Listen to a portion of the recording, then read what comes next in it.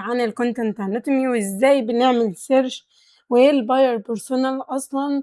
كل حاجة هنعرفها في الحلقة دي بإذن الله، كيف بنعمل search على جوجل أو غيره، كيف بنوصل لنتائج فعلًا مرضية بالنسبة لنا، والتكاليف اللي بنصرفها في كتابة الcontent تجيب لينا نتائج وتكون في وضوح وبساطة وحتى في دقة الأداء. فإحنا علشان نعمل search بمعنى أصح دايمًا بنقول إن نحدد الغرض بتاعنا، إحنا عايزين إيه بالضبط نعمل عنه search، نحدد كلمة مناسبة، يعني لو المعلومة أحدد كل المعايير بتاعتي، اللغة وكمان أنا عايزة في أنهي منطقة بالضبط، فأنا وأنا باعمل search عن الحاجة اللي عايزاها لازم أكون محدد مش مفتوحة، يكون في limit معين للحاجة اللي أنا بادوّر عليها، حتى ممكن أكتب سِن أو عُمر الجمهور اللي أنا عايز أدوّر عليه، لو كنت باستهدف مكان بيدّي مثلًا كورسات لسِن معين، فأنا عايزة أشوف المكان ده، حتى الكلمات المفتاحية برضه بنلاقيها بشكل سلس وبسيط، فعلشان كده لمّا آجي أبتدي أعمل search على جوجل أو غير جوجل لازم إن أنا أكون محدد.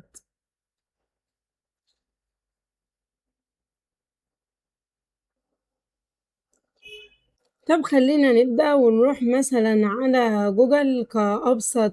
حاجة نعمل عليها search، في أكتر من موقع تاني بنعمل عليه search، إن شاء الله هاسيبه لكم في الbio تحت إن أنتم تقدروا تفتحوه وتجربوا فيه. لو عملت search عن صور الكرتون وليكن، هتلاقي إن جوجل سهل وبسيط وكلنا عارفينه إن إحنا ممكن نعمل عليه search سواء بالصوت أو حتى إن أنت تدخّل هنا link صورة معينة أنت عايزها أو عايز شبهها شُفتها في أي موقع، أو تحمّل حتى صورة من عندك وتبتدي إن أنت تعمل من عليها search أو تعمل الsearch العادي اللي إحنا عارفينه. والمميز في جوجل إن هي فيها كل الأدوات اللي تقدر تستخدمها وتقدر إن أنت تستخدمها وتقدر تستفيد منها، سواء الدرايف أو غيره اللي بنرفع عليه أعمالنا،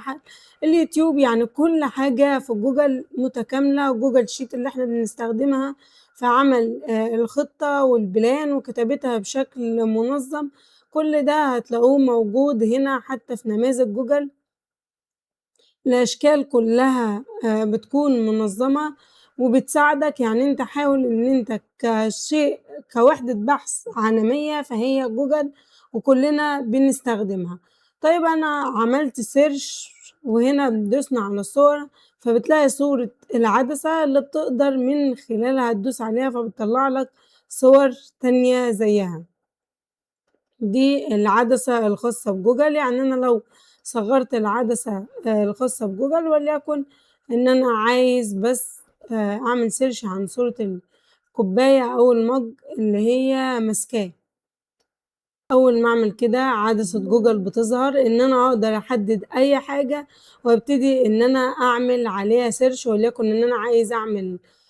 search على الجزء ده فقط، وبعد كده بادوس ترجمة فبيبتدي إن هو يعمل لي search عن صورة الحاجة المعينة، الأمر اللي إحنا كنا محددينه، فبتطلع لي كل الصور اللي شبهها، يعني لو في صورة معينة في دماغي بس أنا مش عايزها كلها، أنا عايز جزء معين فيها،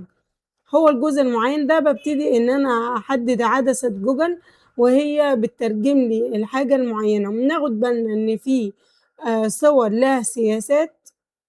يعني إيه لها سياسة؟ يعني ما ينفعش إن أنا آخدها واستخدمها، وصور بتكون الlimit بتاعها مفتوح تقدر تستخدمها في أي حاجة، وفي صور لو استخدمتها ممكن آخد ban إن هي بيكون عليها بمعنى أصح حقوق نشر، ما ينفعش أو غير سامح إن أنا أستخدمها، وبيكون مديك كل حاجة بتكون باينة المقاسات بتاعتها، سواء إن أنا أقدر أحفظها أو أعمل لها share أو غيره.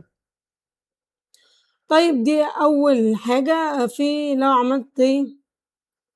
لو عملت search. طب لو أنا مش عايز البحث ده وعايز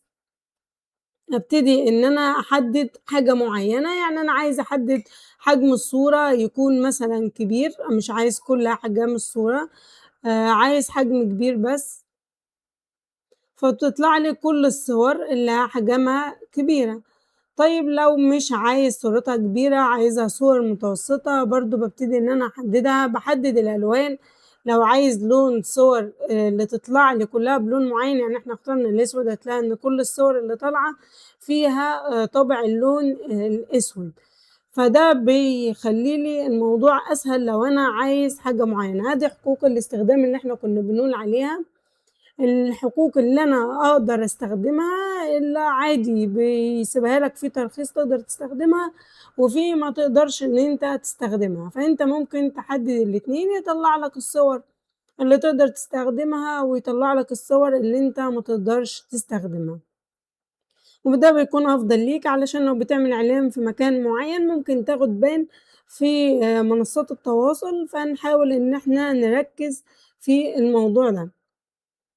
طيب النوع لو أنا برضه عايز أخلّيها رسوم أو GIF أو غيرها من القصص برضه باختارها، كمان لو في وقت معيّن الصور نزلت فيه وأنا عايزة أدوّر يعني مش عايزة أدوّر في صور قديمة، فابتدي إن أنا أدوّر في آخر 24 ساعة أو آخر أسبوع. طب لو أنا فاكر إن كانت الصور دي نازلة من سنين فاتت، فابتدي إن أنا أدوّر من سنين، لو ما عرفتش أجيبها بادوّر نطاق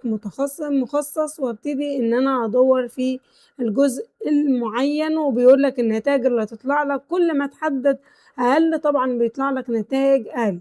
يعني كل ما تكون التحديد بتاعك أدق كل ما هيطلع لك نتايج أقل من النتائج التانية. طيب لو أنا عايزة أعمل بقى بحث مقدم، يعني إيه بحث متقدم أو مقدم؟ البحث المتقدم إن أنا هاحط كل حاجة، يعني هاحط كل الكلمة اللي أنا عايزها تظهر، الكلمة دي أنا عايزها تظهر بالضبط والّا عايز كلمات شبهها، عايز إيه من الكلمات، وكمان لو في موقع إلكتروني معين عايز ندوّر عليه، أنا هاحدد حجم الصورة حددها إن هنا هيدّيك أكتر تقدر تحددها بأشكال كبيرة مش زي باقي الأشكال.